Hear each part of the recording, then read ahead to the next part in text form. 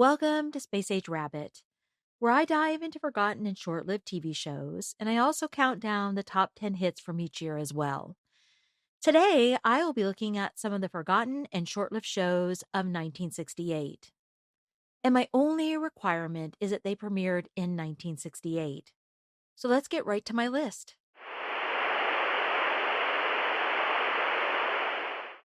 First up, The Outcasts. The Outcasts paired two very different men in the years following the Civil War. Earl Corey was a former Confederate officer, now reduced to drifting from town to town. He pairs up with an unlikely partner, Jamal David, a former Union soldier and freed slave who had become a bounty hunter. The two track down criminals to earn a living, but their partnership was anything but smooth. Their pasts and personalities often clashed, leading to frequent arguments and sometimes even outright fights. But still, despite the tension, they shared a practical goal: bringing in outlaws and getting paid. The Outcasts ran for one season, 26 episodes, and aired on ABC on Monday nights at 9 p.m. Eastern. I hate school. Why? My sandwiches are so stale, nobody will trade with me. Oh. Man from Glad, mother flunking out. Here, Mom. Try Glad sandwich bags with the fold-lock top. Next is That's Life. That's Life was a show that didn't really follow the usual sitcom rules. The series centered on Bobby and Gloria, tracing their story from their first meeting all the way through marriage and kids and Bobby's attempts to navigate the working world.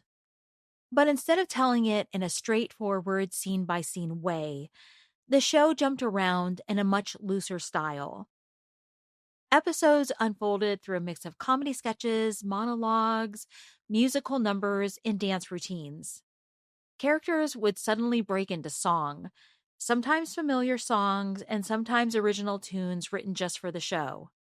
And it also leaned heavily on celebrity cameos. Names like Betty White, Tony Randall, George Burns, Agnes Moorehead, and others would pop up in each episode. That's Life ran for one season, 26 episodes, and aired on ABC on Tuesday nights at 10 p.m. Eastern. Next up, The Ugliest Girl in Town. The Ugliest Girl in Town followed Timothy Blair, a Hollywood talent agent who falls hard for British actress Julie Renfield while she's in the States shooting a movie. But once the film wraps, Julie heads back to England, leaving Timothy heartbroken. And then fate steps in. While helping his brother Gene with a photography assignment, Timothy throws on a hippie outfit and poses for some pictures. Those photos are sent to a modeling agency in England, and the agent assumes that Timothy, who's wearing a long-haired wig in the photos, is actually a female model and offers her a job. Timothy sees this as his golden ticket to reunite with Julie, and he decides to keep up the disguise and heads to England. But of course, it's not that simple, because Timothy constantly struggles to keep up the ruse. The Ugliest Girl in Town ran for one season, 20 episodes, and aired on ABC on Thursday nights at 7:30 p.m. Eastern. The Uncola. 7-Up. The Uncola. The un and only. Next up, The Outsider. The Outsider starred Darren McGavin as David Ross, who grew up in a group home, dropped out of high school, and ran away as a teenager.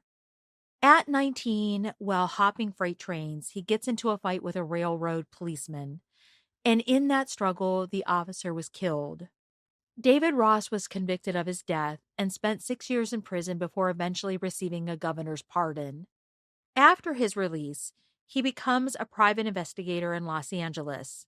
His cases often involve strange, offbeat characters, and the police tended to keep an eye on him, partly because of his past and partly because his investigations tend to ruffle some feathers. He lives alone in a bare-bones, run-down apartment, drives a beat-up car, and he really does feel, like the title says, an outsider. A 2-hour movie pilot aired in September of 1967, but the regular series didn't premiere until September of 1968. The Outsider ran for one season, 26 episodes, and aired on NBC on Wednesday nights at 10 p.m. Eastern. The following program is brought to you in living color on NBC. Next up, The New Adventures of Huckleberry Finn. The New Adventures of Huckleberry Finn was a mix of live action and animation, produced by Hanna-Barbera and inspired by the classic characters created by Mark Twain. The series followed live characters Huck Finn, Tom Sawyer, and Becky Thatcher, who each week found themselves dropped into an animated world where they faced some new threat. Critics were impressed with the technical achievement of blending real actors with animated surroundings, but many noted that the storylines had very little in common with Twain's original novels. After its cancellation, the show continued to find an audience in reruns. The New Adventures of Huckleberry Finn ran for one season, 20 episodes, and aired on NBC on Sunday nights at 7 p.m. Eastern. Next, Blondie. America's favorite comic strip comes to life this fall here in the Winner's Circle.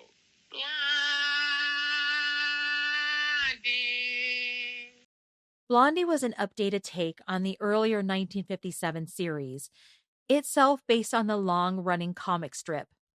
This time around, Patricia Hardy and Will Hutchins stepped into the roles of Blondie and Dagwood Bumstead, the all-American suburban couple juggling work, home life, and raising two children. The storylines leaned into familiar sitcom territory, Dagwood dealing with work headaches, while Blondie kept things running smoothly at home. But the series didn't do well, and the final episode never even aired. Blondie ran for one season, 14 episodes, and aired on CBS on Thursday nights at 7:30 p.m. Eastern. CBS presents this program in color. So that's what I have for this video. If you enjoyed watching this video and like this sort of content, please subscribe, and thank you so much for watching. Ring around the collar, ring around the collar. Those dirty rings. You try soaking them out and scrubbing them out, and you can still come out with... Ring around the collar. Now, try Whisk. Whisk out-cleans any other laundry product because it sinks in and starts to clean before you start to wash. Gets even permanent press collars really clean. You won't hear ring around the collar with Whisk.